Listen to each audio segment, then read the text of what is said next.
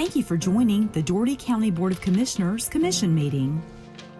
Your Dougherty County Board of Commissioners is chaired by Christopher Cohelis. Your Dougherty County Commissioners include, from District 1, Lamar Hudgens; from District 2, Victor Edwards; from District 3, Clinton Johnson; from District 4, Russell Gray; from District 5, Gloria Gaines; and from District 6, Anthony Jones. We are also joined by County Administrator Michael McCoy, Assistant County Administrator Scott Addison, County Clerk JAWAHN WARE, and County Attorney Spencer Lee. This is your Dougherty County Board of Commissioners Commission meeting. All right, good morning, everyone. Good morning. All right, let's go ahead and call to order the Dougherty County Commission special call meeting for December 14th, 2020. Can everyone hear me okay? Yes. All right, very good. Let's begin with roll call. Commissioner Gaines? Present, thank you. Good morning. All right, good morning. Commissioner Jones? President, good morning, Mr. Chairman. All right, very good. And I'll note for the record that Commissioner Hudgens, Commissioner Edwards, Commissioner Gray, and Commissioner Johnson are all present. And today is Commissioner Hudgens' final meeting. We put him in the penalty box to commemorate this final meeting. All right, if we could please move on to the minutes. Consider for action the minutes of the November 16th regular meeting and November 30th work session. Is there a motion? Motion to approve. Second.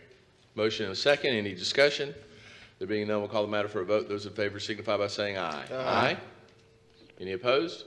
Motion carries unanimously. We'll now move on to delegations. This is where the commission will hear comments of those items pertaining to Dougherty County for which a public hearing has not been held or scheduled. We ask everyone to be brief, to the point, and considerate of time for others. And the first matter of business under delegations, it's been my pleasure on behalf of the commission to recognize some of our longtime serving board members. And I'm going to take a moment of privilege and step into the well so that I can do that. Make sure I have everything here.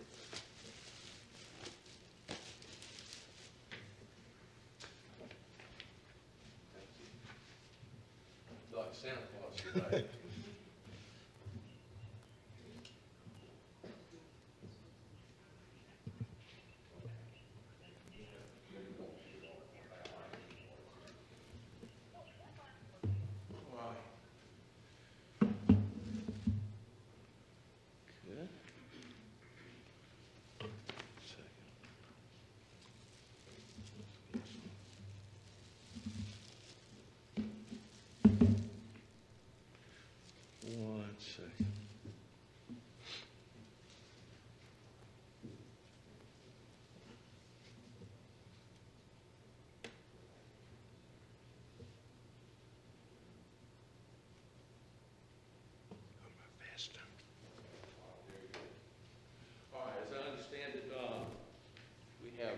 Some of our folks have not chosen, they've chosen to stay at home, or we've actually mailed them their awards. Mr. Lee, on behalf of your lovely wife, I'd ask that you please accept this award for a certificate of appreciation. I want to thank Lacey for her honorable work on the Historic Preservation Committee, as well as Miss Ann Wilson. Miss Wilson, are y'all on the line?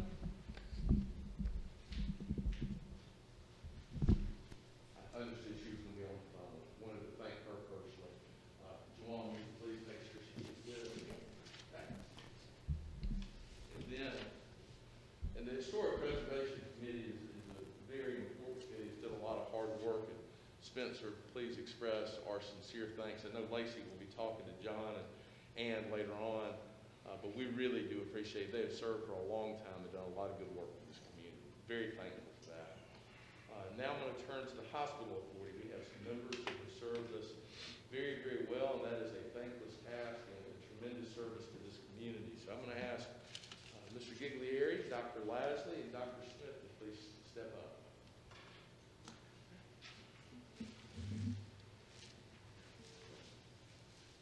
Start first with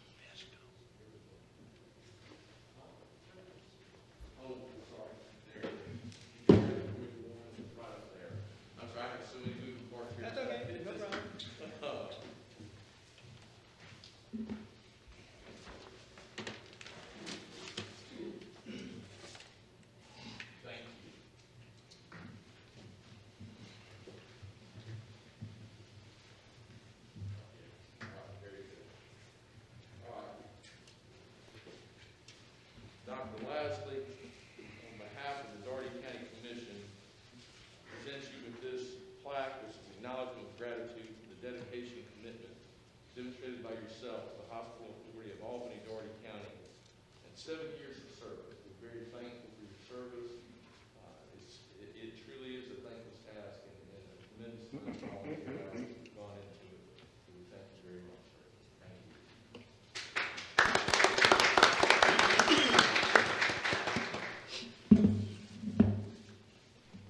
To Mr. Giglieri, we have this proclamation here to recognize your 11 years of service. I'm going to read it out loud here. Whereas Fred Giglieri has dedicated 11 years of his time and service to ensuring the citizens of Dougherty County have access to quality health care. Whereas in 1968, he graduated from Mississippi State University with a bachelor's degree in aerospace engineering before earning his MBA in business and finance from Alabama A&M University in Huntsville. Whereas while working towards his master's degree, Fred also worked on Apollo moon launches as Skylab Design and Launch. Whereas he moved to Albany and worked for Procter & Gamble to design and start up paper producing machines, while also managing everything from operating teams on shift to leading the entire plant production of Charmin Ultra, as well as serving as the site leader at the Albany P&G Child Care Center, the first P&G manufacturing facility. Whereas Fred continues to be a strong supporter of Phoebe, serving as a member of the Phoebe Wilson Hospice House Advisory Board and a volunteer at Phoebe Putney Memorial Hospital for 10 years. And whereas since February 2018, he has faithfully served as chair on the Hospital Authority of Albany Dougherty County Board, where under his guidance, the volunteer board has continued its goal of ensuring the establishment and maintenance of exceptional local health care for all citizens of the community through its lease to Phoebe. Whereas he is a devoted father and grandfather who has earned the admiration and respect of his fellow colleagues. Now therefore be resolved that I, Christopher S. Cohilas, Chairman of the Board of Local Commissioners of Dougherty County on behalf of our entire board, recognize Fred Giglieri and thank him for his outstanding service and volunteerism that will benefit the citizens of this community for decades to come. Thereby set my hand upon the seal of the Dougherty County Big Fix this 14th day of December. Thank you very much. Mr. Chairman, if I may say a few words for Mr. Yes, please. Before they go, I just want to say thank you for your service. As the county's appointee to the Hospital Authority, you guys have given me great leadership, have shown great leadership, and I appreciate the way that you have cared about this community through your dedication to Phoebe Putney. We were able to view the simulation lab as a commission last week, and that's just one small thing that shows how hard you guys have worked to make an impact in healthcare in our community, and thank you for your service. Thank you. Very much so. And also, I know that Dr. Tanya Smith is not here today, is that correct? And, but I do want to recognize Dr. Tanya Smith. She has been an outstanding board member. I'm very thankful for her service as well. This is what Madam Clerk, you make sure that they get. Okay. And I'm going to get to do, I'm going to get to mess with you all day today. Commissioner Hudson, if you would please step down. I feel coffee on my mask. It'll be all right.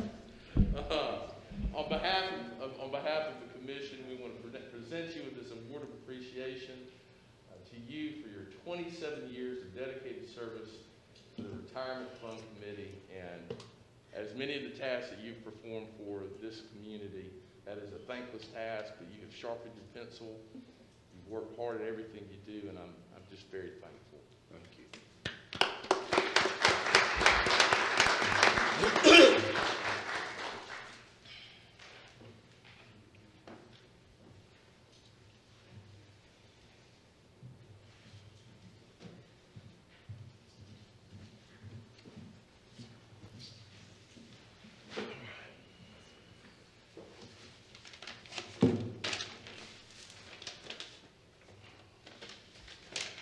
All right. I'm now going to turn things over to my good friend and colleague, Commissioner Johnson, who is going to introduce Janet Dyke, President and CEO of the Albany Dougherty County Economic Development Commission, to the Dougherty County Commission. Thank you, Mr. Chairman.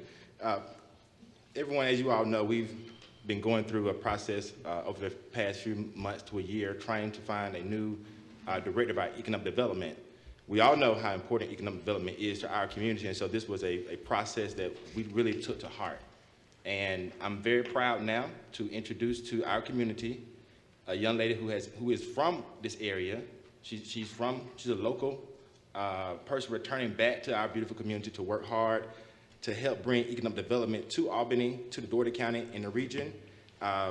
She's originally from Leesburg, Georgia, and she's most recently been the president of the Waycross and Ware County Development Authority for the last 4 years. She has extensive background. Even in Ware County, she was a part of an $85 million capital investment.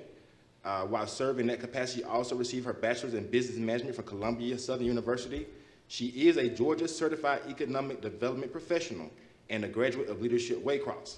She is a current member of the Leadership Georgia's class, which will be the 2020 and the 2021 class together because of the pandemic. But she is a leader in this area. She brings to our community her loving husband, Mr. William Dyke, who I had the pleasure of interviewing as well. So we got 2 for 1 in the deal because he is just as invested in our community as she is. And of course, their 2 children, Harrison, which is 15, and Tucker, who just had a birthday, and he's now 12. Without further ado, I'd like to introduce you to Ms. Jana Dyke. Would you like to come down, Ms. Dyke, and say a few words to our community? And again, welcome. Good morning. Good morning. Good morning, Mr. Chairman and Commissioners. I just want to say thank you for the opportunity to serve a community that we call home. It is truly a blessing to be able to come back and make an impact on this community. Albany and Dougherty County has done a phenomenal job of creating an atmosphere of a business environment. You have a great spirit in this community, and we look forward to just getting plugged in. Please know that as an EDC, we are here to serve the members of this community and to work alongside you. So if you ever need anything, feel free to reach out. And I want to thank Mr. McCoy for taking the time to meet with me early last week and just kind of show me where we needed to go and who all we needed to talk to into the community. So thank you again for this opportunity, and we look forward to it. Very thankful. Thank you. Thank you very much. All right. Next, we're going to have a presentation from the United States Department of Agriculture soil conservationist Taylor Sinkfield, who's present to discuss the soil and water conservation programs that are provided for the citizens of Dougherty County. And I happened to see Mr. Sinkfield the other day, and very thankful to have the USDA's presence here in our community. It's one of the many assets that we have here in Albany and Dougherty County, and he does some very important work, and I thought we'd get a report from him today. Good morning, Mr. Sinkfield. Good morning. Thanks for having me. Good morning. Happy to do so. Yes, sir. So my name is Taylor Sinkfield. I'm born and raised in Albany, Dougherty County. Went to Albany High School and graduated from ABAC, and ended up coming back here to Albany to see if we can better the community here. So I work for the U.S. Department of Agriculture Natural Resources Conservation Service. And so what we do is promote conservation on America's farms and ranches, and try to help landowners to take care of the land and preserve the resources for future generations. And so how we do that is by addressing the resource concerns that are present on farms and ranches.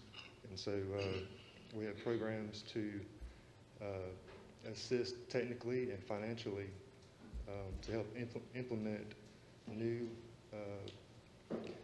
conservation practices to help relieve and address resource concerns such as water quality and quantity, erosion, wildlife habitat, air and soil health.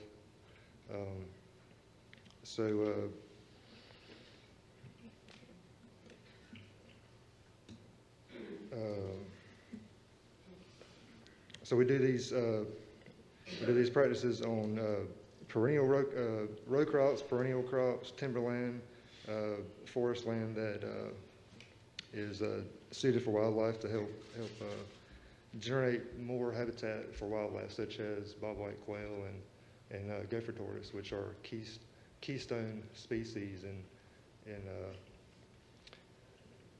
that we're trying to protect and create habitat for. Some of the things we do on row crops are retrofit sprinkler systems, center pivot irrigation systems, put new, more efficient nozzles on, trying to save water, and then trying to promote soil health practices such as cover crop rotation, terraces, waterways, trying to prevent erosion. And how we do this is by either technical or financial assistance. So we have programs which provide a cost share assistance to farmers, and it's a good percentage of cost share. It's a 75%, between 75 and 90% cost share, depending on who you are, if you're a historically underserved producer, such as a beginning farmer, veterans, limited resource farmers, and then socially disadvantaged farmers, which includes blacks, Asians, Indians, Hispanic Americans, basically all the different ethnic groups, get a little bit higher cost rate and a little bit better chance of getting into the program.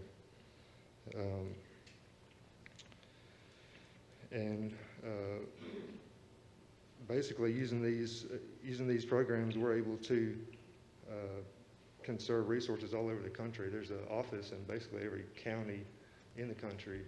So basically, the whole country is covered by our services.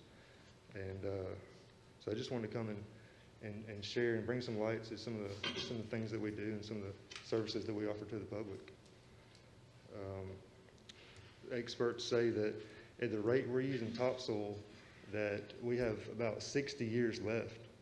So that means that we only have about 60 harvests left before we're going to use all our topsoil if we continue the practices that we're doing now. So we're trying to help out with creating opportunity for future generations. Sure. Wow. It's an interesting piece of information there. Scary. Does anybody have any questions? I do. I have a question. Yeah, Commissioner Johnson. Can you tell us again about the programs you offer to the citizens again? Like what kind of programs? Okay, so we have contracts between a 2-year or a 5-year contract. One is the Conservation Stewardship Program, and that's to help you basically continue to implement and reward you for practices that you may already be doing on your land, such as on your forest land. You've already been practicing prescribed burning, putting in fire breaks, and doing practices like that. This will help you pay you to continue doing those practices. And then also the Environmental Quality Incentives Program. That's EQIP. That's a program that is to help you install practices and install structures on your land that are gonna provide conservation benefits, such as energy improvements on poultry operations, building composters and manure facilities so that compost manure is not running into the creeks and waterways. Okay. So that's to protect water quality. Is the USDA like using AI technology or drones to kind of help with this kind of process? Is there something, are there new technology, arriving markets and arriving technologies for this? I haven't really seen much drone use within USDA, but as far as advanced technologies, some of the things that we promote are like irrigation programming that can allow the farmer to turn their sprinklers on and off with their phone instead of having to drive to each individual sprinkler system, and also soil moisture sensors, which can detect the moisture in the soil and send a signal to a computer that will keep up with the data. To turn it off? Can turn it on and off automatically, determined by the amount of water in the soil. Kind of like having the sprinklers running that's going while it's raining. Exactly. It knows to turn off the sprinkler because it is raining. Yes, there's a lot of new up-and-coming technologies that are going to improve soil and water conservation. Yeah, and I'm asking these questions because as we build our workforce, we have to start thinking, like you're saying, 60 years of soil left, and then there's these opportunities to harvest crops in outer space or other places. I just want to know, how are we pivoting to this next generation of building our workforce around those needs? Yeah, But thank you, Ms. Singh, for good information. Definitely. Yes, sir. Anyone else? Very interesting information, and thank you for your presentation. And if you would, make sure you leave your contact information with Ms. Howell. If there's any information you want us to share publicly regarding your services, we can certainly have our communications people do that as well. Yes, sir, most definitely. Perfect. Thank you very much. You're welcome. All right. Next, we're going to have an update from voter registration and election supervisor Ginger Nickerson, present to provide an update on the 2021 runoff election. Commissioner Johnson, did I hear you say, are they talking about harvesting crops from outer space now? Yeah. Did I heard that wrong. Yes, And sir. it's not a crazy thought anymore. No, sir. No, sir. That's coming up soon. It's fascinating. Yeah, creating food sources as we adventure far and beyond. Oh, my, I remember one. Russell's gonna go. I remember using a rotary telephone. Russell knows about it. He's going that way. Good morning, Ms. Nickerson. Good morning, Mr. Chairman, Commissioners. Good morning. Hope everybody is well. As you know, that we are having a runoff election. Advanced voting actually began today at the Civic Center. Been there this morning since about 7:30. It's going very well. We're going to back up some, give you some information. Of course, the Public Service Commissioner race was in a runoff. That is a statewide race. And due to the time frame we had, the state opted, thankfully, to move that Public Service Commissioner race with the 2 federal races, the Senate races. So we actually have 3 races on the ballot. We want voters to know that. And we started mailing out ballots for this election on November the 18th. Due to federal law changing, of course, registration opened back up. So voters had until December the 7th to register to vote, to participate in this election. And also voters that did not participate in the previous election are still eligible to participate in the January 5th election.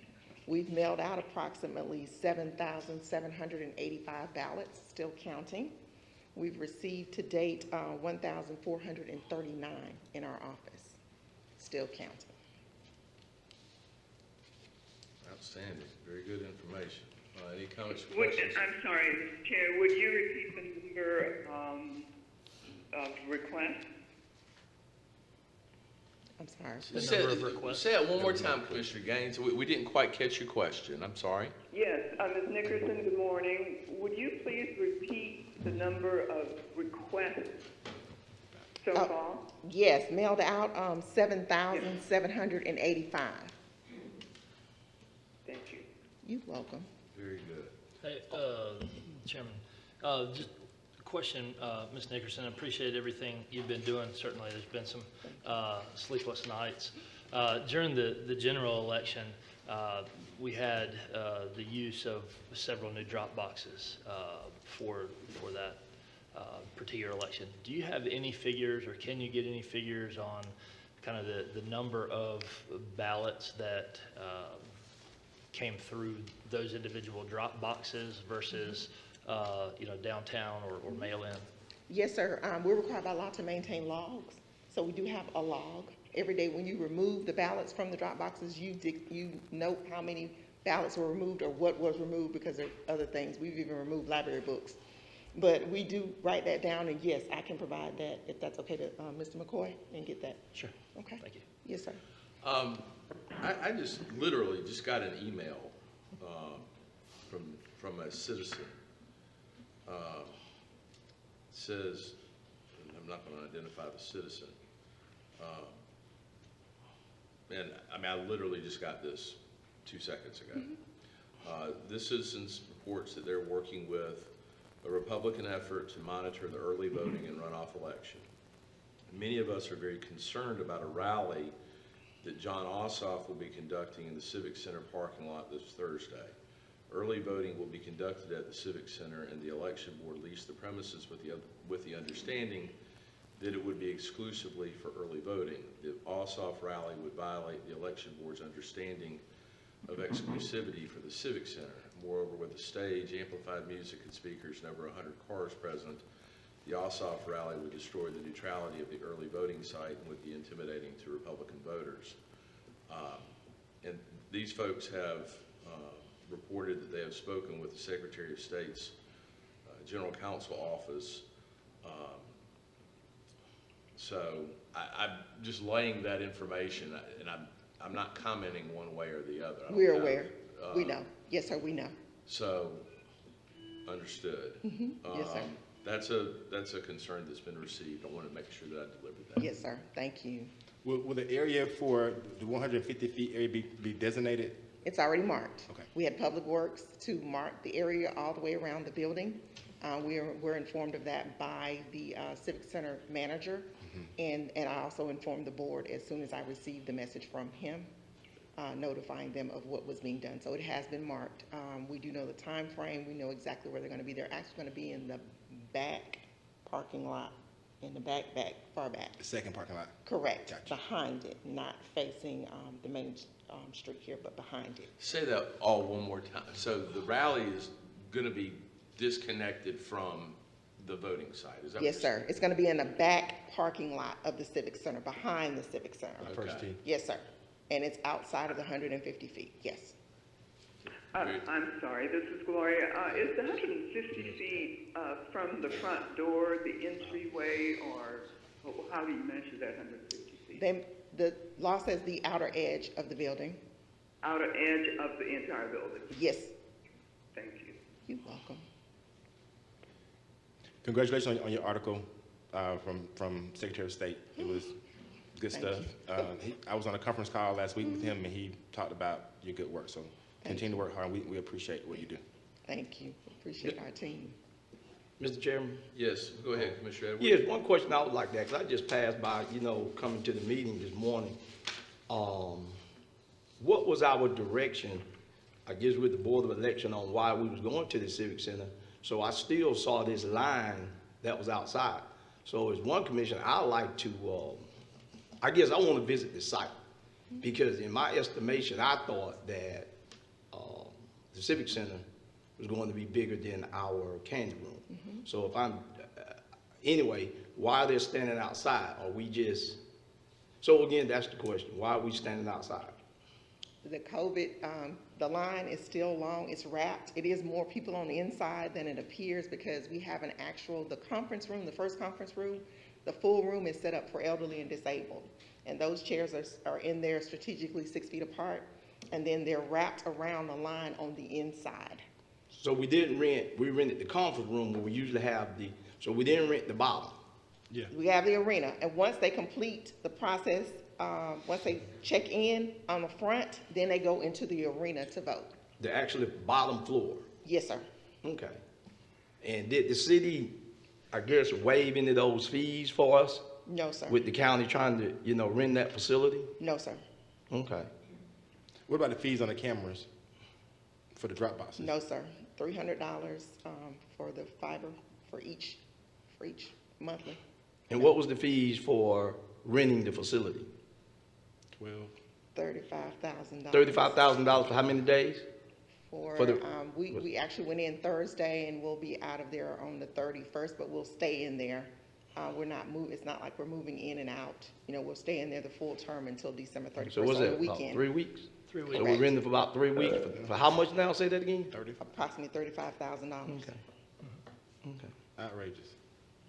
Yeah, well, I'm reiterating that I want, as one commissioner, the public to know that we are following the leadership of the election board as well as yourself. I really appreciate the extra work and beyond the work, even down to the stress and the pressure, that we are going, as far as we can go within the law, and I appreciate us making that adjustment. Yes. And if it's any other way we can, just kind of decrease that outside. So are we going to bring the tents back out again because the line was pretty long this morning, so I don't know how we can, I guess, that was my whole, while I was excited about going to the Civic Center, decreasing the people from being outside. So if any suggestions that you maybe can come up with, I really appreciate it. Yes, sir. Maybe We'll there are two check commissioners. with the Civic Center. The staff has been excellent. The rate they quoted us is a discounted rate. But we will check with them to see if they can provide us. They've been really good about assisting us with the setup. Okay. Well, I appreciate it. Thank you, Ms. Ginger. You're welcome. Very good. Commissioner Johnson, do you have something? No, sir. Thank you very much for your report. Thank you. All right, any other delegations that did not previously sign up that wish to be heard at this time?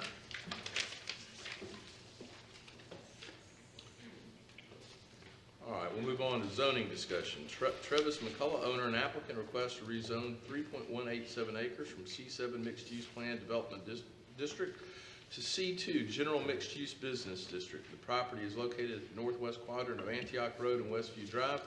Property address is 1107 Antioch Road. The Planning Commission recommends approval with the condition that the following uses are not permitted: motor vehicle related services to include sales, maintenance, repair, body shop, bars, nightclubs. Mrs. Teeter, Planning Manager, will address, and the public hearing and action are scheduled for January 4th, 2021. Okay, this property, good morning. This property is located in that triangle shape that you see outlined in blue. You have Antioch Road there to the north, and Westview is to the south. And you have Radiant Springs Road there to the west. And the request is to rezone 3.1 acres from C7. Again, that's your mixed-use plan development district to C2. General neighborhood mixed-use business district. The current C7 district must include a minimum 20% residential and 20% commercial uses for development. So an approved rezoning will allow for commercial use without the residential component. And the Planning Commission recommended approval to rezone to C2 with the condition that the following uses are not permitted: motor vehicle related services to include sales, maintenance, repair, body shop, vehicle service, wash, service station, convenience store, bars, and nightclubs. Okay. All right. Any comments or questions on that matter? All right. We'll now turn to the next matter. Albert Howell Jr., owner and applicant, requests to rezone 3.982 acres from R1 Single Family Residential District to C8 Commercial Recreation District. The property fronts the east side of the circle. Property address is 222, 224, and 226 The Circle. Planning Commission recommends approval. Mary Teeter, Planning Manager, will address. Okay. And this property here is located at the south end of the circle, off of Radiant Springs Road, just to the east. There are 3 lots outlined in blue there. And the request to rezone 3.9 acres from R1, that's single-family residential district, to C8, that's commercial recreation district. And again, the property consists of 3 vacant lots that adjoin each other. And approved rezoning would allow for construction of an event center. The proposed use will require special approval if the County Commission approves the rezoning application, and that will be a separate application. The applicant will submit the appropriate application, again, if the rezoning application is approved. The staff recommendation was denial to rezone to C8. The Planning Commission recommended approval to rezone to C8. May I ask a question, Mr. Chairman? Yes, please, Commissioner Johnson. Why did you all deny initially? Mainly because it conflicted with the future land use plan and the Radiant Springs recovery plan. What is the future land use for that area?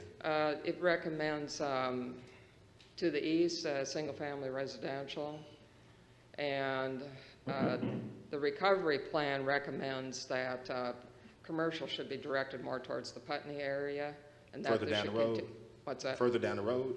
Yeah, and that this area here should remain as a neighborhood hub in this area right here. With the event center, did he give you kind of any indication what kind of event center, just the whole different? He just used a broad term of an event center. Now, the positive thing I see, the positive thing I see is that both of these are directly related to a project that Dougherty County has done, redeveloped. The Radiant Springs Park area, this is right across the street. The other guy wants to be down by Putney Park. So we are creating these opportunities. And so there's movement, things that we're doing is kind of pushing it. But what I don't want to happen where we restricted the last guy from having nightclubs and bars, that the event center turns into a nightclub or a bar, or a nightclub at least. So how do you prevent the event center from turning into a nuisance? You can. Okay. Again, you'd have to condition the application. Can you add conditions to it? Can You we can. add conditions to it? You can. Okay. Thank you.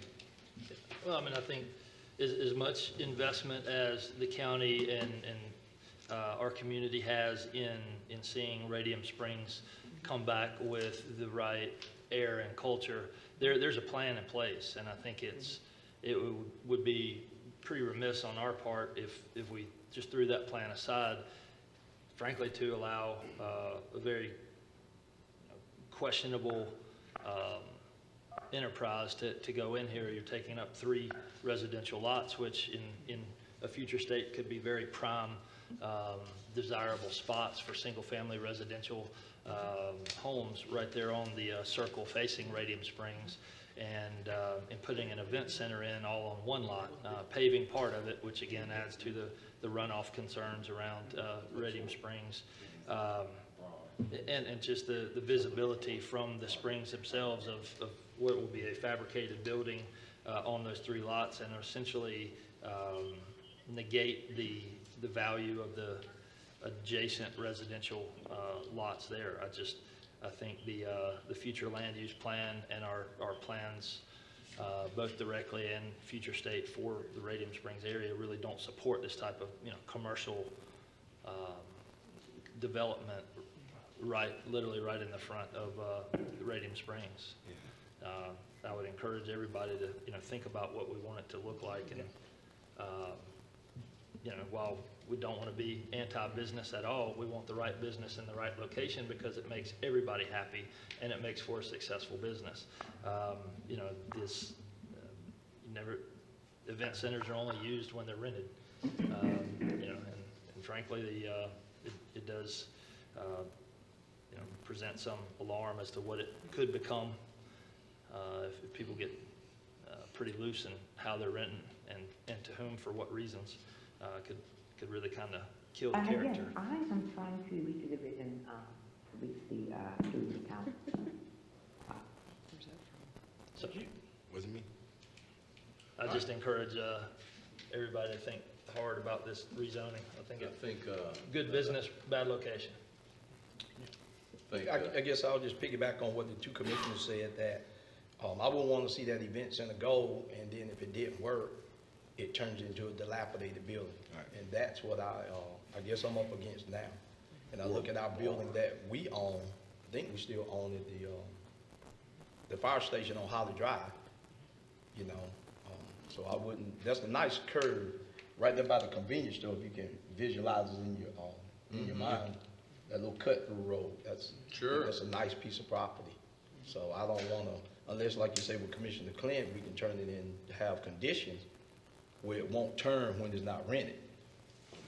So I don't know if we have the demand for that. I think y'all have all raised very good concerns that we need to take into consideration as we move forward. Because I start thinking about like parking for events, and now you're in front of people's houses and alleys and places, things just start happening in suburban neighborhoods like this. Can you pull back up the map of where this is at? Sure. I'd like to also know if, Mr. Chair, Yes, ma'am. if we got any comments from residents nearby. What? That's because we probably haven't had the public hearing yet. Yeah. Yeah. Yeah, but sometimes they go to the planning commission meeting when the sign is posted there. Yes, ma'am. I always assumed, oh, no, I see where that's at. Yeah. It's right on the front doorsteps of the old casino. Right there by the convenience store. That's right.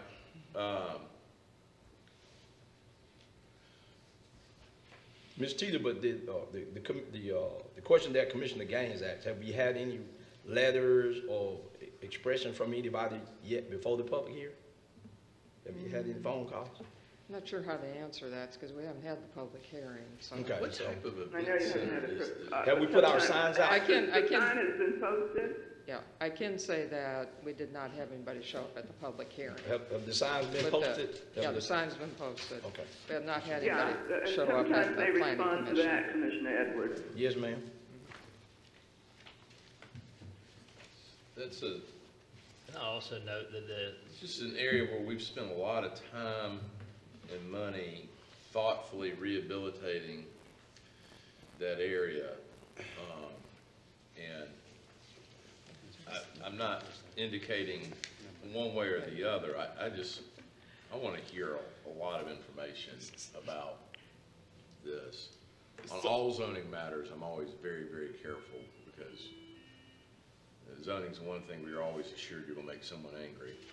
And the drawing shows like 4 pavilions, a fabricated building, some landscaping green space. Is that right?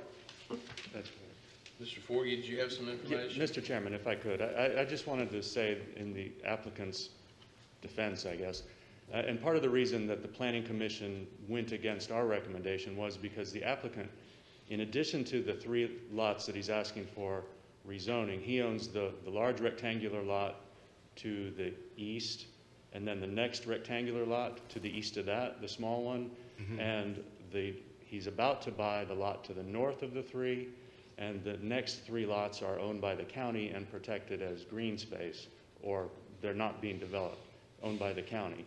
So the Planning Commission felt like it was fairly well insulated from any other residences in that area, and that's why they went against our recommendation.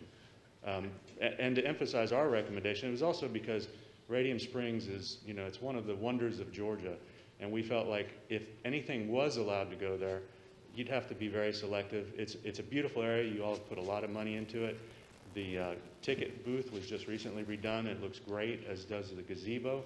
And to have this within view of it, the special approval would allow for design controls. So if it went through rezoning, I would definitely suggest that close attention be paid to what is designed there, because that will make or break it. Who owns the actual plot of land that is the circle that's right there? Is that neighborhood owned, or is that owned by a private individual? It's owned by the county, the circle is. That moon-shaped lot, is that what you're talking about? Yeah. Right, and that's, yeah, I've always thought that sort of added to the character of that area. It's a neat little circle. Yes, ma'am? Is this Commissioner Edwards or Commissioner Jones's area? Commissioner Edwards. Commissioner Is there an active neighborhood association in there? Yes, they just have not met because of COVID, but then, like you're saying, I imagine we'll just see what happens in the public hearing. I mean, that's the deal. For sure. All right, very good. One more quick question. So that large rectangular piece he owns, is that where the building's gonna actually go? In the large rectangular? It's gonna go on those 3 lots? Those 3 lots are outlined in blue. Thanks.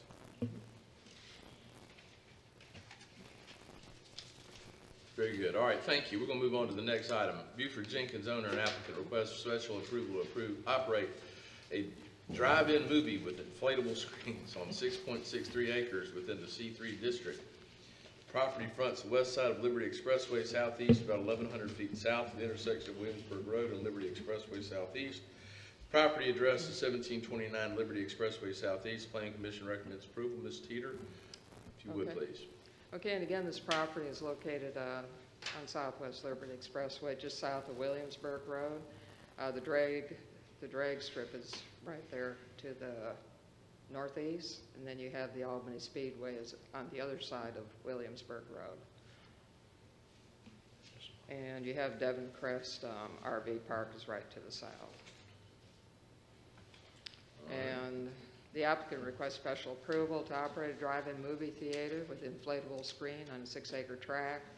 And special approval of the county commission is required to operate an outdoor special event facility on 1 acre or more of property that is zoned C3.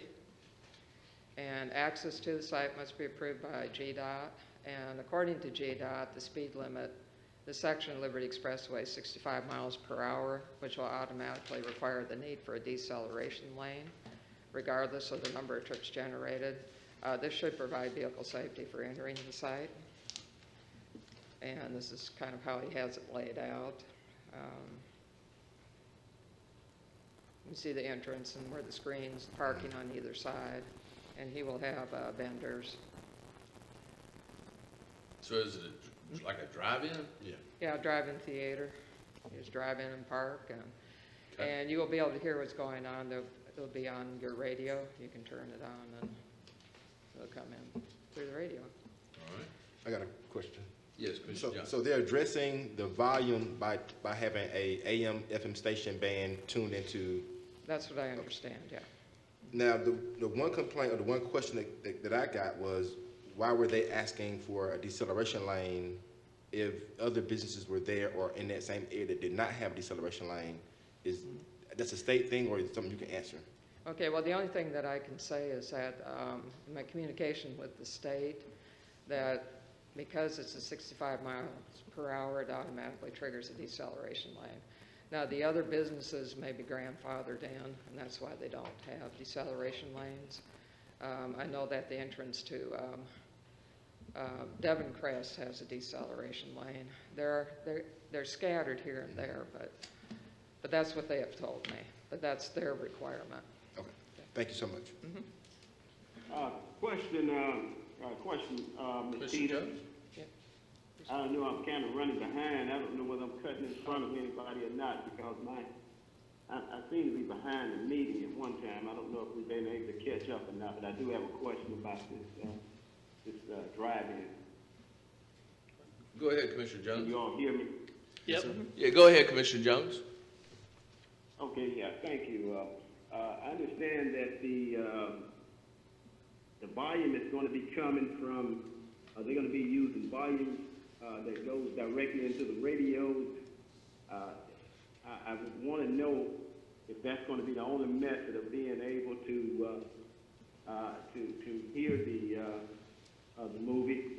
And also, I'd like to ask how many days of operations are they going to be operating, what hours, because there are some residents in that area, and I don't know, they haven't voiced anything as of yet, but I just want to be able to talk intelligence to my folks when I'm talking with them. Okay. All right. Let's see, 2 acres. I can't hear it. I can't hear you. I can't hear your response. Just one second, I'm sorry. Commissioner Jones. She's gathering her notes. Yeah. Okay, the drive-in movie theater will be open Friday and Saturday evenings from 7 p.m. to 11:30 p.m. And as far as other ways of communicating, they just said that it would be offered over the radio.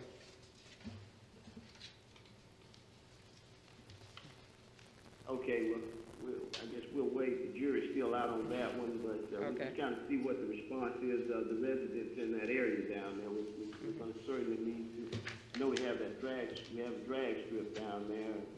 So I don't think this is going to be as loud as the drag strip, so we may be all right. But I do want to, I will be talking with some of the residents down there to do a pulse check to make sure that everybody's going to be a good neighbor down there. Commissioner Gray?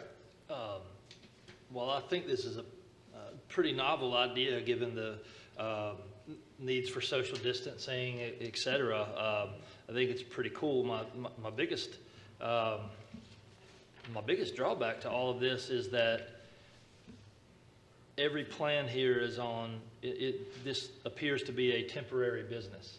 It's mobile vending, portable restrooms, an inflatable screen. There's no permanence there, and yet it's going to require taxpayer money to put in a deceleration lane in order to pull in and out of Liberty Expressway at 65 miles an hour after dark on Friday and Saturday nights.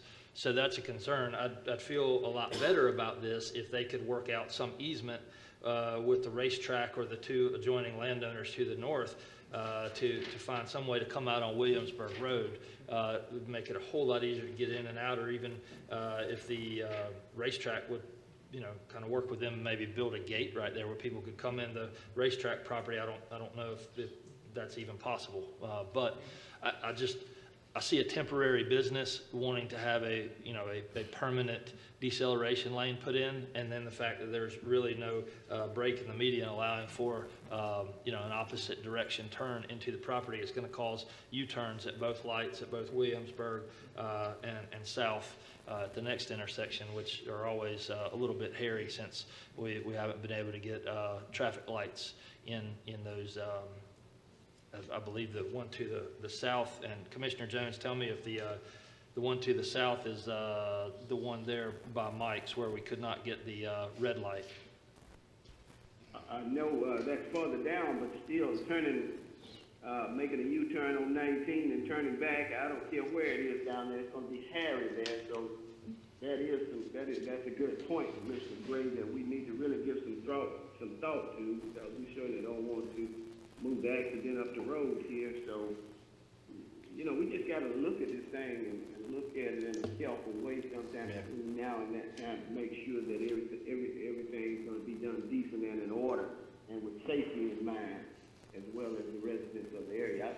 I really don't think that the noise is going to be as loud as the racetrack, but the concern that just what you just said about being able to turn around and accessing over to the property. So maybe we can get together, everybody can get together, and maybe, like you said, have an easement through the racetrack or some way so that everybody can come out there safely on 19. Gentlemen, I want to add that the cost of the deceleration lane, $100,000 or more, is on the developer's back. They have to pay for that, not the taxpayer. Right. Okay. So it's paid for by the developer, correct? That's correct. And it may be, that's a good point that you're making, because if they do turn in on Williamsburg Road, that's a county-owned road, right? Yes. Okay, and so they may have more leeway or more ability to enter in that way, as you guys were talking about, versus spend that $100,000 to put a deceleration lane. Before $100,000, they could maybe negotiate an easement and just put a gravel road right down the north property lines there and come in, and it would be a whole lot safer, in my opinion, because then you could access it from Radiant Springs Road or Liberty Expressway. Yeah, and that's a good point. I'd rather see folks coming out on Williamsburg Road. I mean, not a whole lot of traffic coming through there. And we just talked about over the weekend, and certainly we would, I'm thinking that a lot of those folks down there will go to a drive-in movie and give them something else to do down there. So certainly, I think Mr. Child, who owns the racetrack, I think he's very easy to work with, and I think that if the owners get together, I think they can make that happen where we can just drive out on Williamsburg Road instead of spending that $100,000 to do that. And certainly that would be a great option there. Something to do on Williamsburg Road. That's great. Very good. One other thing, Mr. Chairman. Yes, sir. Now those folks, I understand they're talking about the racetrack. The racetrack is down there. They race on weekends, so you don't want to have a move in a race going on at the same time. That's something to think about. It's a very good point, Commissioner Jones. All right. I'm going to move us on to the next item, which is the proposed text amendment to Title II, Article 2, Section 2.01 A through N, Community Residence Requirements of the Zoning Ordinance establishing regulations for the unincorporated county, including proposed amendments to Title I, Article 5, definitions, and to Table 2.201, permitted uses, subject to proposed Section 2.016 A through N. Mr. Forgy. Good morning, Mr. Chairman, Commissioners. Good morning. As you may have noticed, this isn't our usual procedure with your work session to go into these more in-depth explanations of the zoning matters that are pending. Usually this is done at the public hearing, but because of the gap between now and when you will hear about these again, and because some of these are somewhat controversial, and this particular text ordinance amendment, proposed text ordinance amendment, is more complicated, we felt it was necessary to go through this a little bit more in depth. If you want us to continue to do this, let us know. Otherwise, we may go back to the abbreviated version in the future. But please let us know if you have an opinion. We want you to be knowledgeable about what we're bringing to you. So this is a proposed text amendment. It will amend Title II by establishing a community residence set of requirements for the zoning ordinance in the unincorporated county. The city already has these regulations. It will also amend Title I, which are definitions, to include terms that are related to community residences, and Table II, which shows where uses are permitted within, which zones they're permitted within the county. So it creates the same protections for neighborhoods and occupants of what we call community residence that already exists in the city. This would create that for the unincorporated county. The regulations are exactly the same as they are in the city, except for the addition of a section which requires access on a public right-of-way. So access to a community residence must be provided directly off an improved public right-of-way that either meets the city or county construction standards. I won't go through all of these requirements, but so a community residence is a type of housing that is non-traditional housing in generally single-family, two-family neighborhoods. These are things like personal care homes. It includes boarding houses. It includes transitional homes, a variety of different licensed type of residences. And some are unlicensed as well, but we're treating them all the same. We require them to go through a process where they get a business license, so we know that they are legitimate. They have to have a business license, and that starts the whole process internally with our office. We make sure that they're in the right zone. There is a requirement that they be located at least 1,000 feet from another community residence. And the reason for this is because it's twofold. It's to protect the character of the neighborhood. It's to protect the neighborhood from the intrusion of this type of residence, but it's also to protect this type of residence. Some of these types of residences, when the hospitals closed down around the state about 7 years ago, the mental health hospitals, people were concerned that the clients, the patients would be just turned out into the neighborhoods. So the reason that it's beneficial to people to live in a regular neighborhood. It's beneficial to people with mental and physical disabilities to live in a regular neighborhood. But if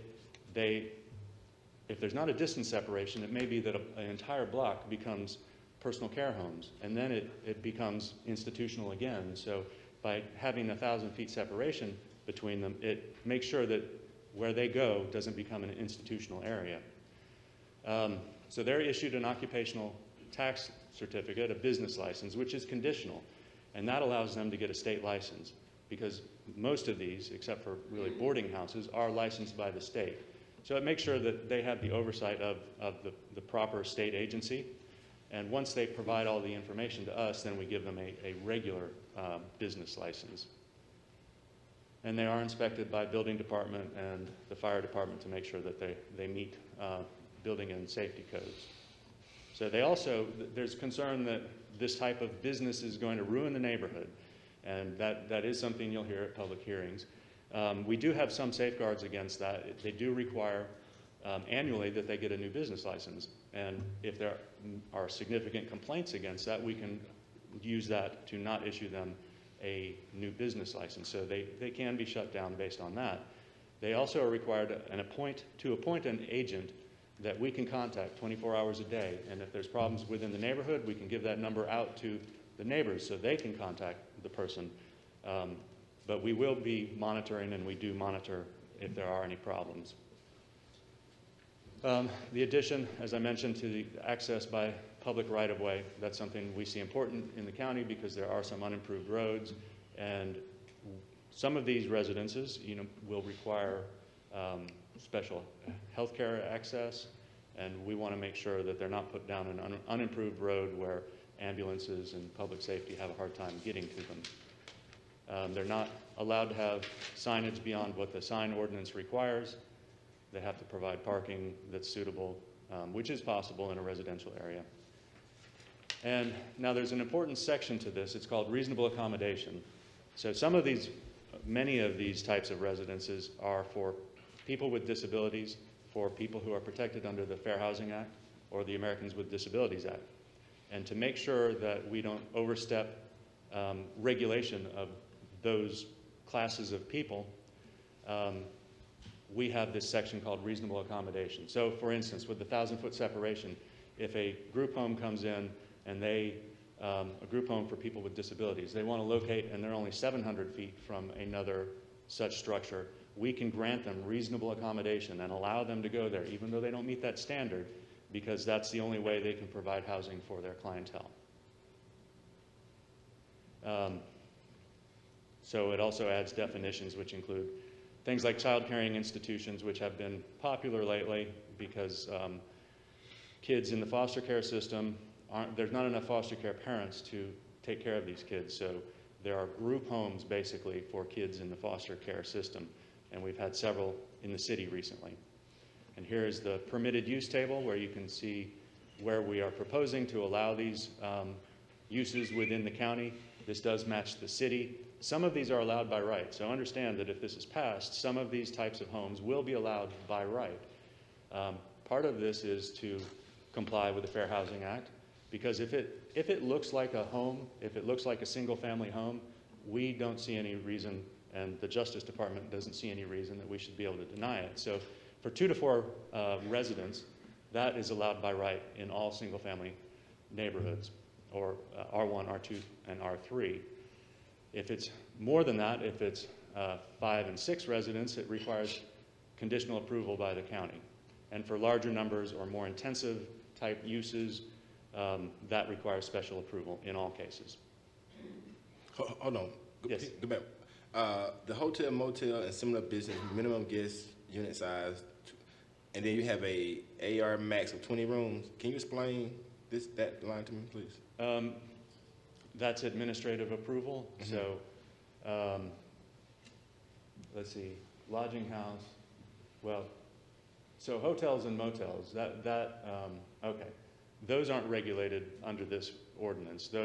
That's regulated separately. That is just as it says. If they are proposing that, it does require administrative review if it's over 20 rooms. 20 rooms dedicated to a certain segment of No, residents? that's strictly just a rental hotel, Okay. motel. Yeah.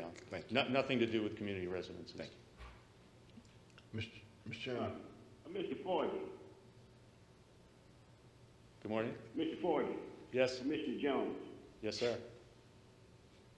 I want to make sure this comes out right, because I certainly don't want to say this the wrong way, but when we're talking about these group homes, and I'm looking at your numbers here, 1,000 feet away, but you know, when you get to bringing these group homes into these neighborhoods, you know, that just doesn't fit well with the neighbors, and I understand why to the extent. So why is it that we can't do a zoning area like they do with car lots? If you go, you got certain areas that in the city and the county that you have for car lots, certain areas for mobile homes, and if you're gonna have these large group homes, why can't there be someplace identified that all you can have in that area is those type housing for individuals, instead of encroaching and putting these people in residential areas? I understand you say that they need to be in residential areas, but by the same token, you know, my thing is when it comes to zoning, and I always said zoning, don't put anything in my backyard that you don't want in your backyard. So that's what we're gonna need to start doing as we move through and trying to share the space here in Albany and Dougherty County. Mr. Chairman. Yes. May I Mr. ask Hudgens? a question? Yes. Mr. Forgy, is this ordinance you're showing identical to the city? Yes, Okay. sir, except for that one addition. My question is, it appears that a family care home of 2 to 4 residents could go into R1, R2, R3 with no public input? That is correct. That's correct? Yes, sir. Thank you. And if I could, let me elaborate just a little bit on that. under the definition of a family by the zoning ordinance, a family is 3 or fewer unrelated people. So we don't regulate who lives together if there are 3 unrelated people.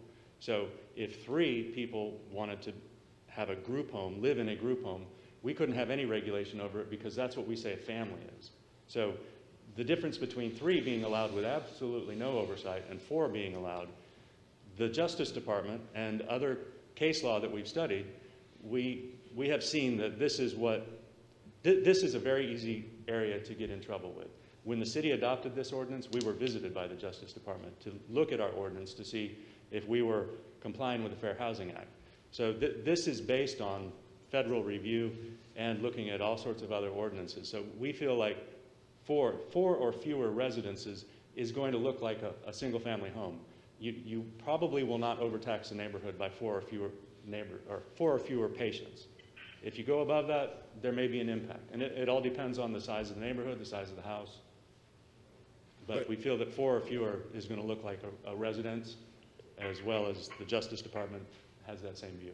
But doesn't being commercial or making money off of the process change it from family to business? Well, it is a business, certainly, yes, it is. But some types of businesses are allowed in residential areas. You can have a home-based business where you do your books for your real estate business or whatever it is. That's a commercial business where you have to get a business license to do that. So businesses already exist in single-family residences. That's just part of the diversity of a neighborhood. Question? Yes, Commissioner Question, Gaines? please. Mr. Chair. Yes, go ahead, Commissioner Gaines. The city adopted their amendment or resolution how long ago, please? 2013. And have you any anecdotal information on whether or not there's been, or any evidence that they've had problems with it? Anecdotally, and for what I know, which may not be everything, we have not heard any complaints about established personal care homes, group homes. The controversy is when they come and ask to be allowed this, if it requires special approval. That's when it's controversial, but we haven't heard anything afterwards, after they established if they're allowed. Do we have any idea of how many there are or where they might be? Well, I can get that information for you precisely, but it depends on the type. There are probably, well, within the city, there are 2 licensed child caring institutions. There's 2 licensed ones in the county. There's probably 10 licensed personal care homes in the city. I'm not sure about the county. So they exist already in the county. It's just there's no regulation over them or no county involvement in the process of allowing them to go where they want to go. Although they can go wherever they want to go. Yes, right now they can locate wherever they want to go as long as they meet building codes and as long as the state will give them a license. So there's no restriction on a personal care home of 7 people going in the county in a single family residence if the state will grant them that license. All right. Any other discussion on this matter? Would that affect college students? I know in other college towns, the number of unrelated people living in a single-family residential home was called into question because of stacking up of 3, 4, 5, 6 people in a 4-bedroom house. Yes, it would. Fraternity houses and things like that are also considered community residences. So if they came in to get a permit, we would then review that. It is difficult to prove how many unrelated people you have in a house. It's difficult for code enforcement to prove that. So the enforcement becomes complicated when you're asking people, who they are and who they're related to and that sort of thing. But that type of housing, at least theoretically, is regulated under this ordinance. So under single-family residential code, how many people can live in a house if they are related? As many as the house can support by building codes. Okay. I mean, as long as there's enough room for people to have a bedroom or a sleeping area, a regular house can support way more people than you can imagine, though. Scary to think. All right. Any other discussion on that matter? One other question. Is there any regulation, existing regulation that would speak to the number of cars or the limitation on the amount of cars that are parked in a residential area or at a particular house? You mean related to this ordinance? Yes, yeah. Okay. Well, it does require a minimum parking. It requires parking for a certain amount of parking for the residents and any staff. So it does require a minimum, but and it could be part of a special approval. You could regulate the number of maximum, but most of the roads in the city and county, most of the residential streets, do allow for on-street parking. So if, by regulating a maximum, it may push people to park out on the street where they are permitted. And that is a complaint we heard in the city, that people were parking on the street, but you're allowed to park on the street. So that's the only complaint I can remember ever hearing. I think the bigger concern is parking on unimproved surfaces in yards. And there is a city ordinance in regards to that. That would be a code enforcement issue. Yes, another enforcement issue. Thank you. Yeah, and the thing about county roads is that you don't have curves as such.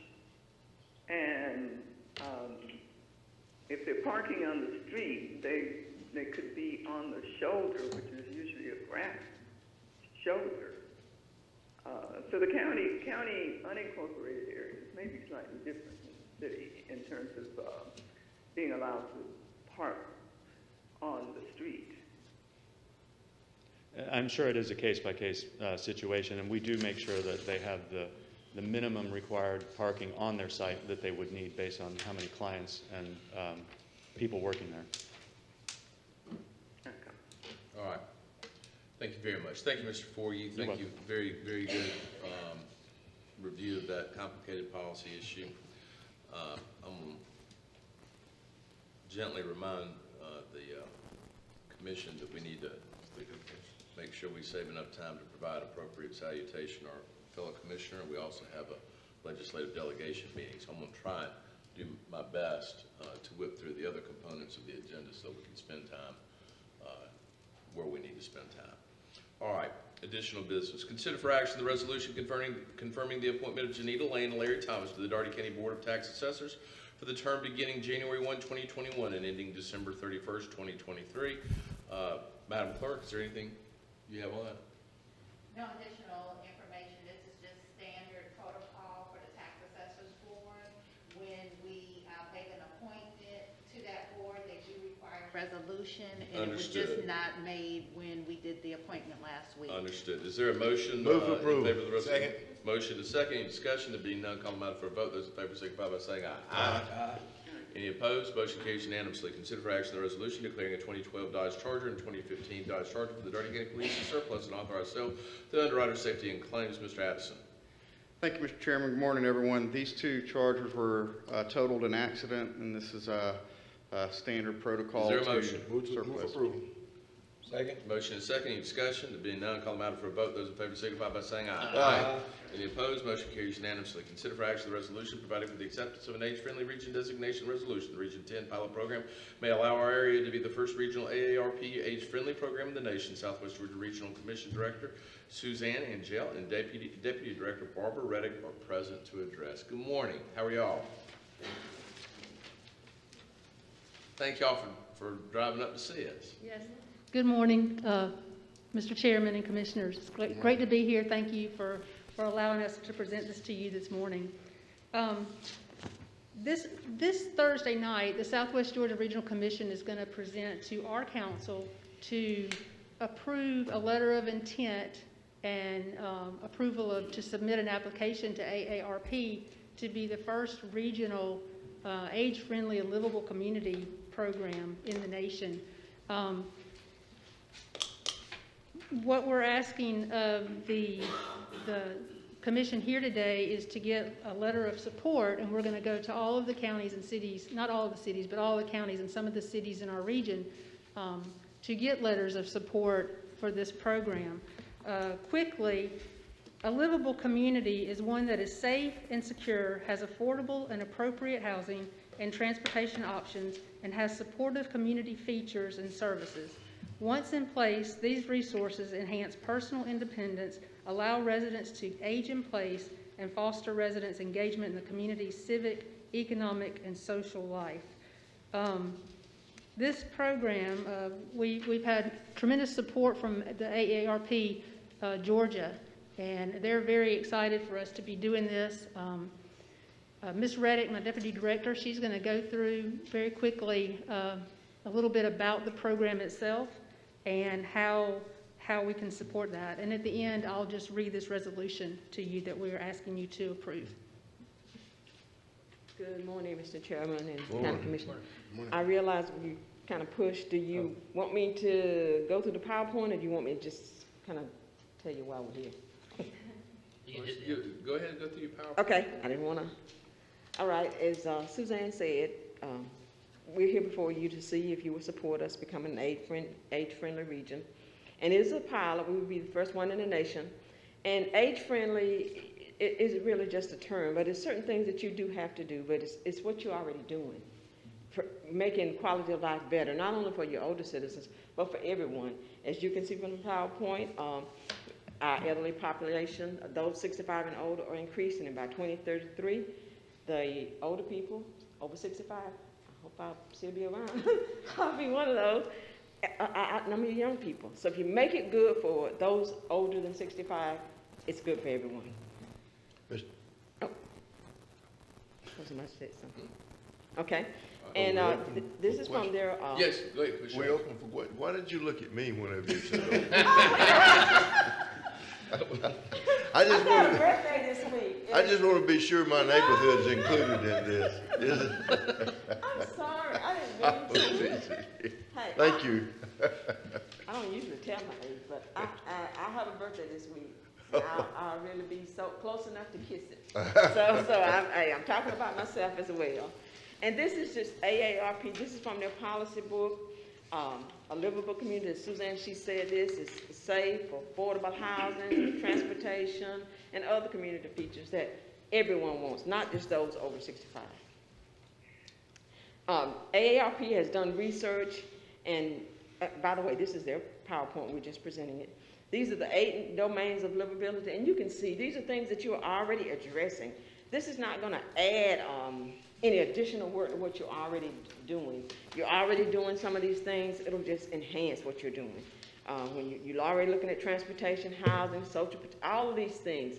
It's important not only to those over 65, but it's important to every resident, I believe, of Dougherty County and the City of Albany. And the reason we bought into the program is because it aligns with what we're already doing. We serve and provide technical assistance to local governments in some of these same areas. We work with you all on your community work programs, and we have a regional plan that also addresses a lot of these things. So these are things that you're already working on, you already have to do. So we will make sure, as your technical and supportive assistance, we'll make sure that in your community work program and in other plans that you address, that we include this information. Our role, provide technical, administrative support, which we're already doing. We'll work with you on any plans that you have. Right now you're working on your 5-year community work program update. That happens every 5 years. We work with you on your comprehensive plan. We'll just make sure that these things are included. If we become an age-friendly region, we just make sure that these things are included in your plan. Our council will act as your advisory board. They're already formed. There's no additional work you have to do. As I said, it already aligns with what we're already doing. AARP, they'll come to the table, provide volunteers, resources, grants, financial support. They've already been a great help to us as well. So they'll just be there and provide these resources and other great things that are going to help enhance our region and provide a better quality of life for everyone. As Suzanne said, we're going to go before our council with a letter of intent, a resolution. So these are things as your liaison that we'll be responsible for doing. As you can see, we're not the first, but we would be the first age-friendly region. This program started out in 2012 with Macon being the first one, and you can see other communities have gradually joined on. But as I said, we will be the first in the region, in the state of, in the nation, first in the nation, and you'll be promoted as such. So you'll get some recognition, and I've heard different people come to the podium talking about economic development and other things. This will just be one other feather in your cap. You'll get the public recognition, you'll have opportunities for partnerships, access to great information. So it's a win-win, I believe, for us as well as the region. These are your contacts. We've worked very closely with Myrtle Havisham and Kay. So this is their contact information. We didn't have them come here today, but I'm sure during this process, you will see them at some point. I know I breezed through it pretty quickly, but do you have any questions about the program? As I said, it aligns with the plans that we're already having to work with you on. So I don't see it being any additional work for the county or the city of Albany. I think it sounds very good. Is there a motion? Motion approved. Second. Motion and second. Any discussion? There being none, call the matter for a vote. Those in favor signify by saying aye. Aye. Any opposed? Motion carries unanimously. Thank you very much, ladies. Y'all have a safe ride back, please. Thank you. Thank you. Discussion relative to a proposed intergovernmental agreement by and between the Georgia Department of Natural Resources and Dougherty County providing for the transfer of 14 individual tracts totaling 357 acres more or less in Dougherty County along the Flint River from DNR to Dougherty County. The property is identified as the Flint River Educational Park and includes the Radium Springs property. Mr. McCoy, Mr. Lee. Yes, sir. Mr. Chairman, thank you very much. We recommend moving forward with this. There's no action to take today that happened in January, the January 4th meeting. But this basically tied up the loose ends of the program that started in, I think in the early 2000s. We got grants to clear property along the Flint River. The most important piece to us is it's about 84 acres and the Radiant Springs location. This will help us to move forward with our bridge repair trail project. Spencer has background information. Well, I don't know how much you want to add. This takes us all the way back to October of 1998. Attorney, I can't hear you, attorney. Laura is the only person sitting here that will remember this. I remember it. In 1998, when Can you turn your mic on? the Georgia Department of Can't hear the attorney. put it close. I could hear him.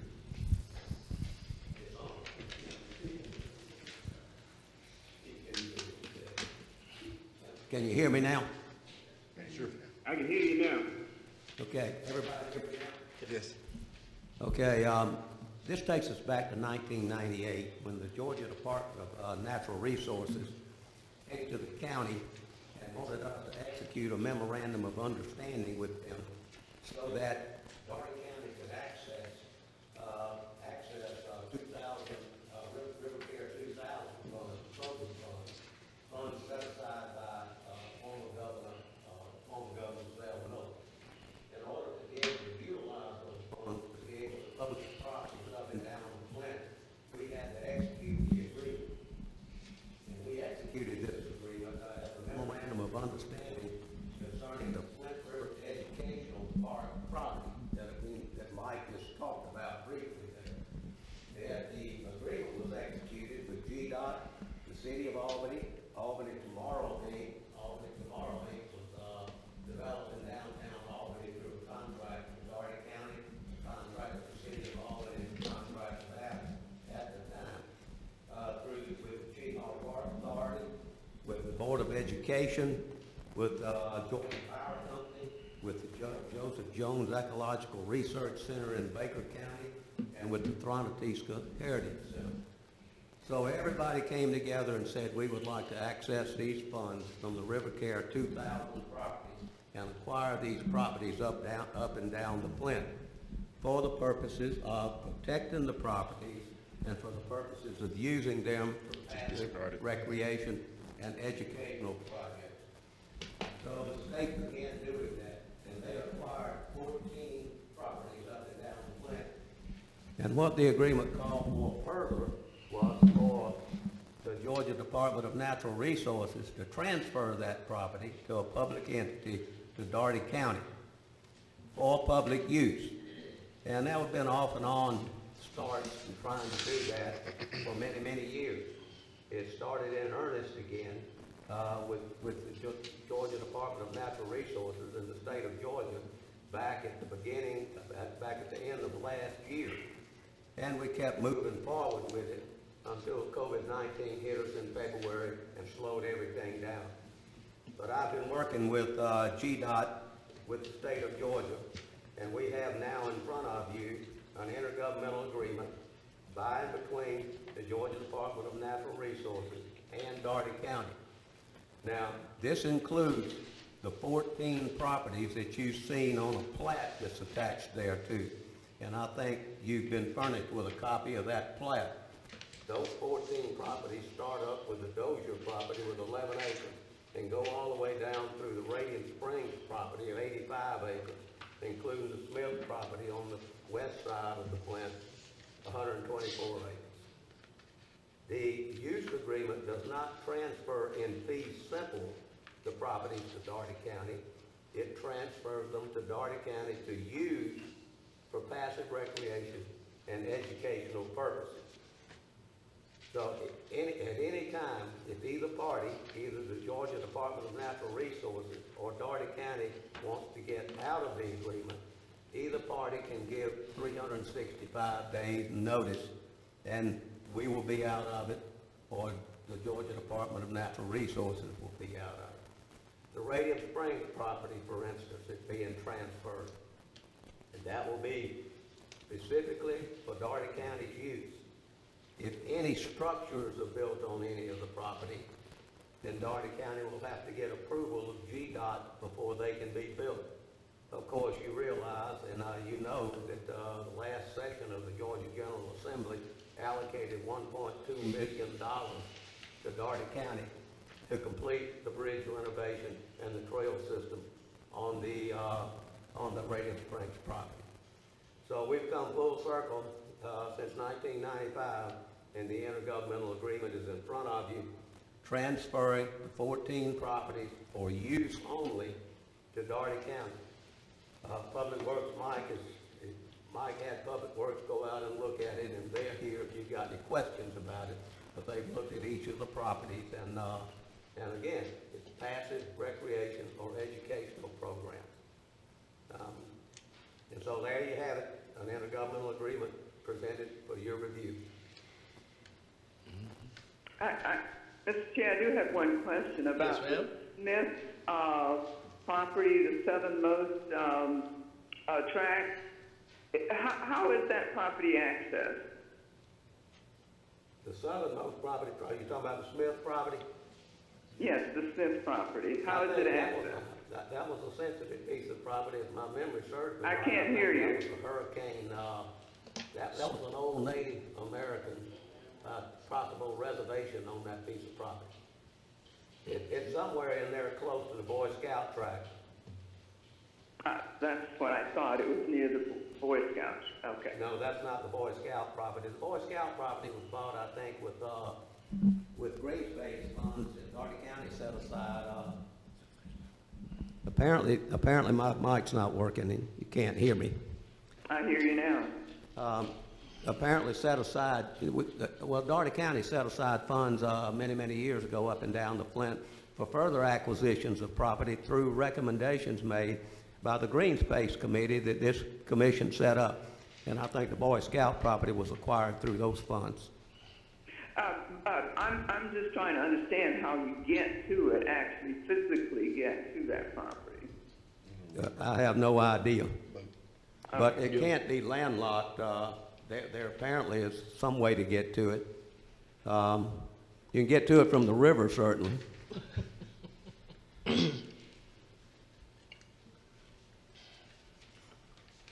All right. Any other comments or questions for Mr. Lee? Okay. Let's move on to the next item.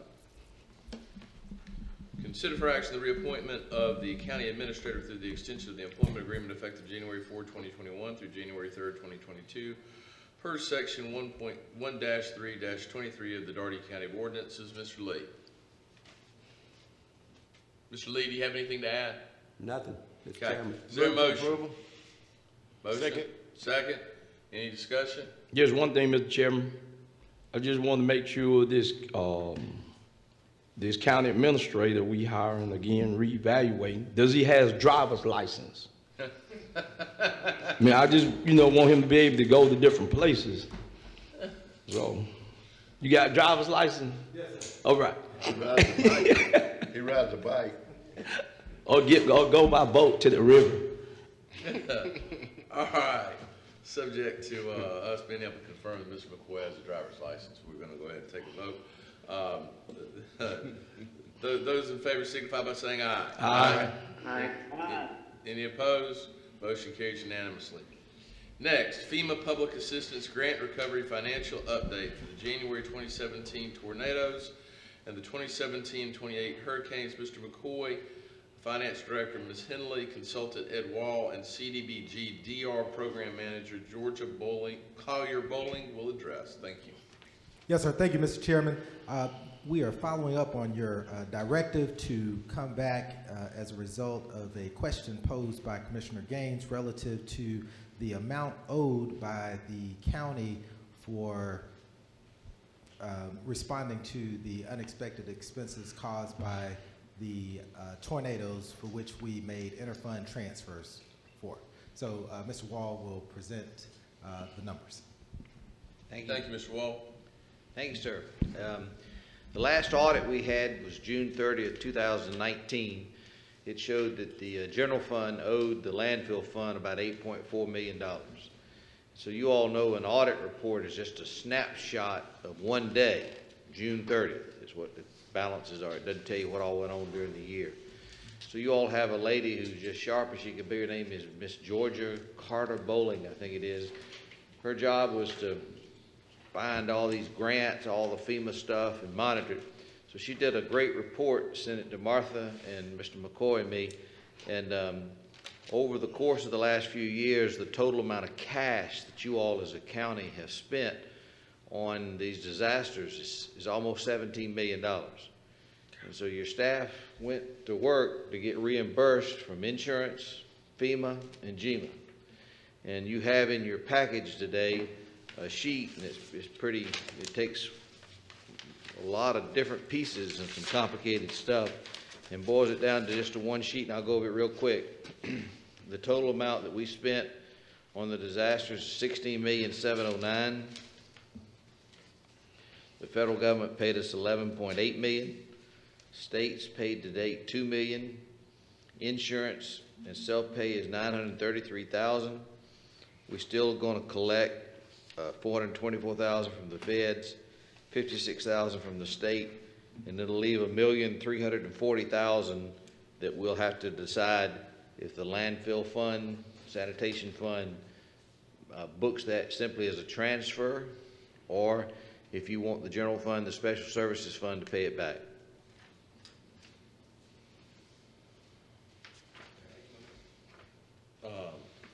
No action on that. That was for informational purposes. Trying to run some quick math.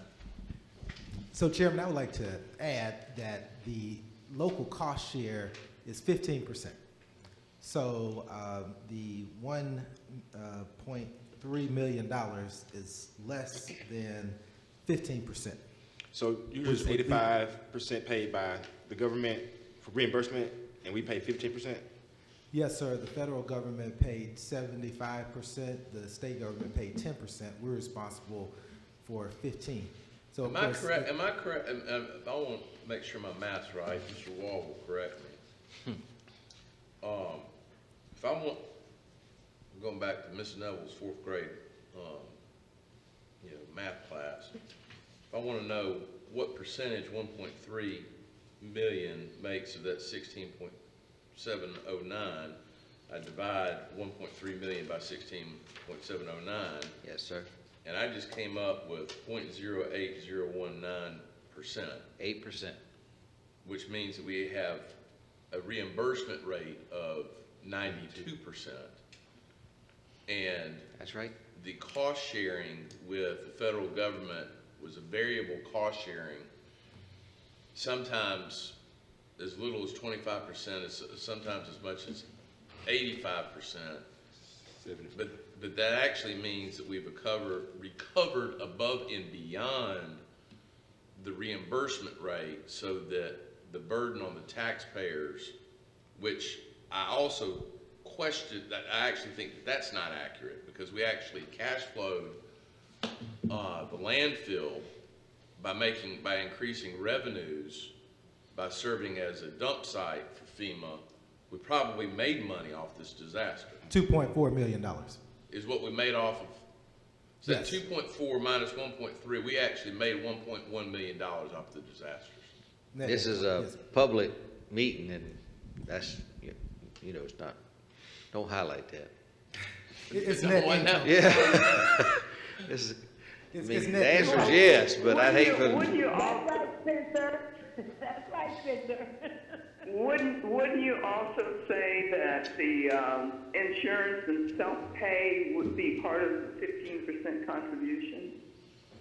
I wouldn't think the insurance would. Oh, sure. What I'm saying, and I shouldn't say we netted, we were able to actually come back to the positive that doesn't take into account, you know, the loss of use of our capital over the past several years, the interest rates that could have been charged.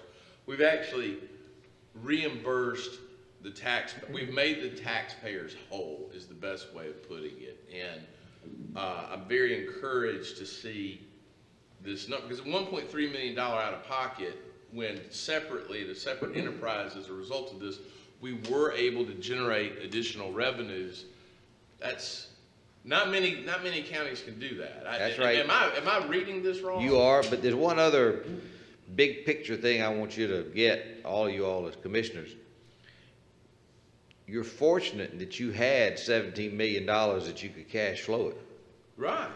And so you've done great, but you all scrimping and saving money and putting money back and aside, it allowed you to be able to cash flow all of these disasters, because the feds and the state only reimburse you after you spend it. We had to have all of that in order to be able to do that. Yes, sir.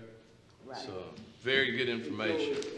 And so this, Commissioner Jones? so this goes back to my first grade math teacher, Mrs. Johnson. That's still to let you know that we are debt free, because I think that's how we got to the conversation that we're on today, because I said we were debt free, and that makes us debt free. The only loans that we own, the only money that we owe out, if any, is to ourselves. And we can cancel that debt any time. Isn't that right, Mr. Wall? Yes, sir. A couple of questions, please. The 16.7 million that was spent, was that cash that was available there, or did we have to use some of the funds that is set aside for closure at the landfill? Was that money just sitting there and available? So keep in mind that this was a fluid thing. You probably didn't have completely cash outlay of 16.7 million at any time. This is the total. So this is the total of all the disasters. You were cash flowing it as money came in, money came out. So I do not believe we ever got into any restricted funds. So it is conceivable that, I mean, what does it reflect, since we have reimbursed almost $16,000 to that account? Does that mean that that money is sitting there now?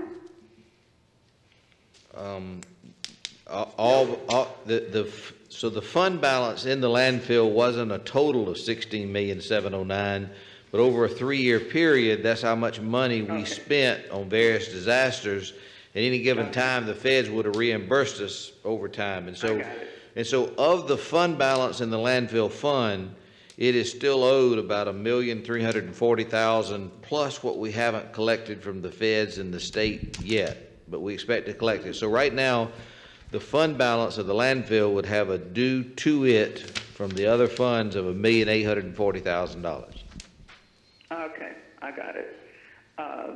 And we would have to look at the health of that fund and determine whether or not we wanted to write off the 1.3 million. Yes, ma'am. That would be part of the audit presentation or part of your budget presentation whenever you get ready, when all this is closed out.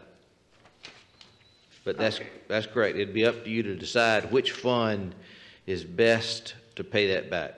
It's currently listed as an asset on our balance sheet because we believe it to be highly collectible. Is that right? Yes, sir. Okay. That's good. It's very good. Okay. All right. Excellent. Thank you. Anything else, Mr. Wall? Was that it? No, so that's it. And I wish all y'all happy holidays. And I'm going to miss you, Mr. Chairman. I miss you too.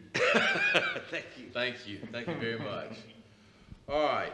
Mr. McCoy, do you have anything else? Yes, sir. I want to remind you all that our next meeting will be Monday, January 4th, 2021 in room 100. And remember that we have a state delegation meeting following this meeting. Thank you. Yes, sir. Mr. Lee, do you have anything? Oh, he's gone. I can't. Between the glare and these penalty boxes, I can't see anything. All right. I'm on, as a point of privilege, as the chairman, I'm going to turn things over to the commissioners to share any words that they may want to share with Commissioner Hudgens here on his last day, and then I'm going to make a presentation on behalf of the commission to Commissioner Hudgens, and I'm going to start ladies first. Commissioner Gaines. I just want to wish Commissioner Hudgens and his wife Wanda well. I salute you. I tip my hat to you. I raise my little champagne glass to you. Thank you for 28 years of real serious work on behalf of the citizens of Dougherty County. I also want to thank you for being so diligent in when you had a bountiful crop of pears, of sharing those with me. My family has enjoyed pear cobbler, thanks to you, for several years. So, as you sail off into the sunset, please know that I wish you well. Thank you, Commissioner. Very good. Commissioner Jones. My good best friend, I want you to remember one thing. Wherever you go, or whatever you do in life, from now on out, you will always be my good best friend. I want to highlight that to you.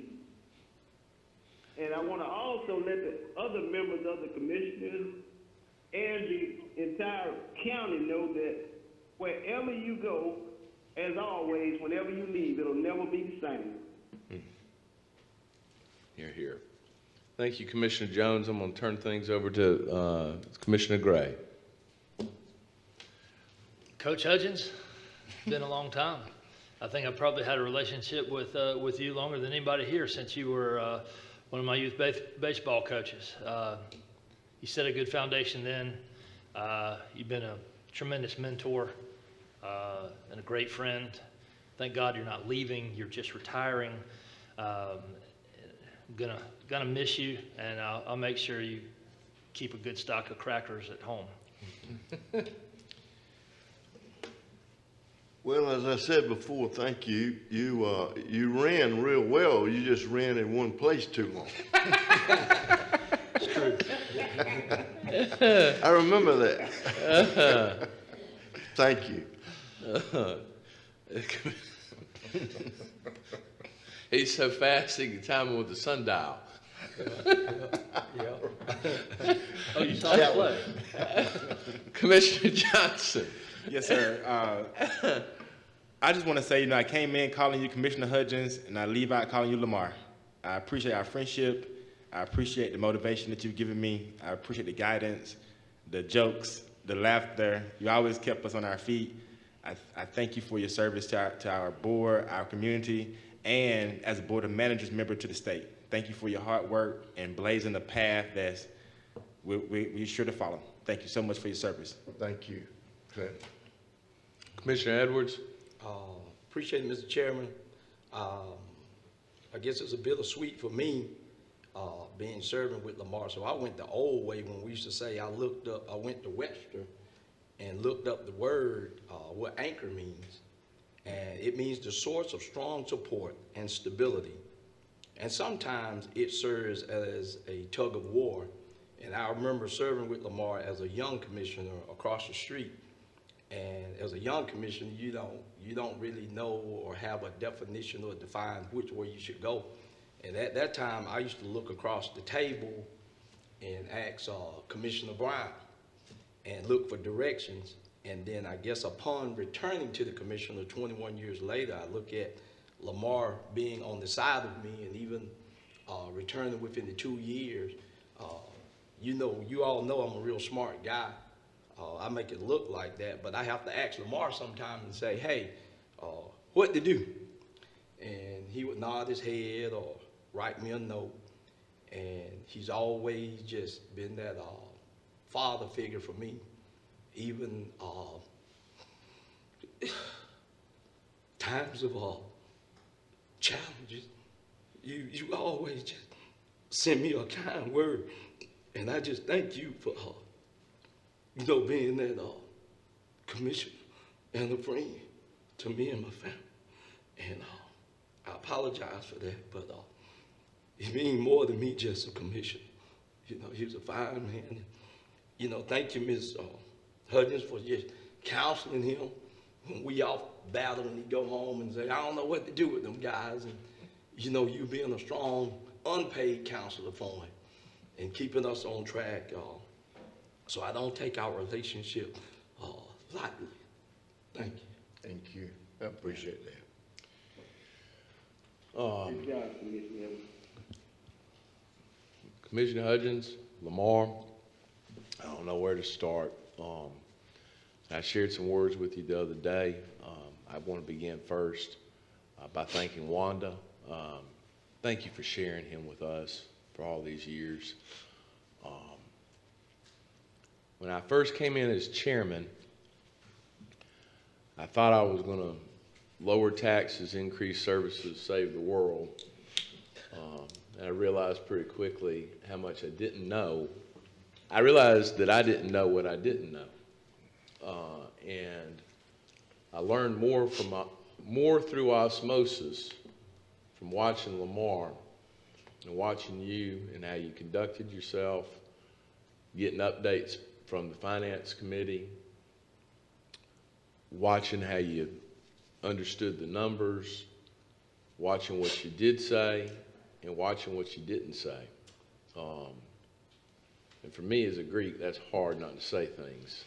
Sometimes it's got me in trouble over the years, but I've always admired your stalwart stoicism, your strength. I've also truly appreciated how you've always said what you meant and meant what you said. And I said that the other night. I really mean that because I never had to have long conversations with you about anything because I always knew exactly where you stood. I also knew that I wasn't going to move you if we disagreed, and I didn't try. You're an outstanding man, an outstanding father, an outstanding citizen to have given as much time as you've given to the county and the city and the people. People have no idea how much you have truly bled for this community, the amount of time you've spent in. And I had to learn a lot about history when I came into the commission. I had spent a lot of time with Richard behind closed doors, understanding some of the things that were the way that they were and how in the heck we weathered certain financial storms, some of the tough decisions that had to be made. And I'll say this, it's easy to be an elected official when everything's going okay. And it's easy to throw yourself out there when the going's good. But I'll tell you this, to go through the things and make the decisions that you've made historically, before I was on the commission, in order to make sure that this county held things together, stayed debt-free, still paid its employees, and keep your commitment to the citizens. And then, by God, we've been through some tough budgets, tough hearings, tough issues over the past 6 years in my time with you. But I was always amazed by how steady you were and unmoving, and how principled you were. And I said this the other day, and I say this again. The measure of a good man is the man that does the right thing when no one's looking. And no truer words were ever spoken about you. And it has been my honor, it has been my privilege to learn from you, to spend time with you, to know you as a colleague, and not only as a colleague, but I'm proud to call you my friend. Commission also has commissioned me to make a presentation to you this morning.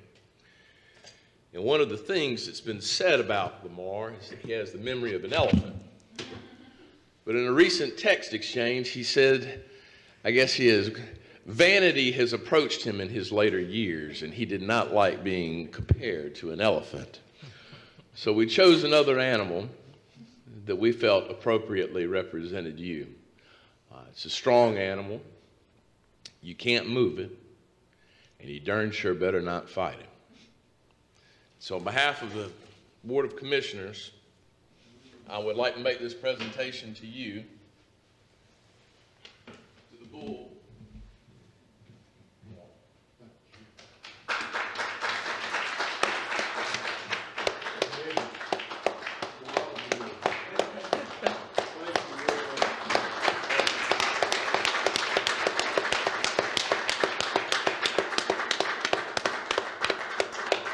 Thank you. I appreciate Wanda very much. I'm just going to tell y'all, it's been an honor being married to this man for 55 years and being in love with him since the first grade. And now Okay. I really believe that Dougherty County has been honored by his presence here. And I want to challenge some of the younger people here in Dougherty County to step up to the plate. He was a very young man when he heard the call to run for the Senate, I think, and we were so inexperienced. But he heard that call because he was more fearful of not doing what he was called to do than he was of man and our inexperience. So I just really challenge you young people to stand up and to hear the call into public service, because it is an honor to take that position. It is.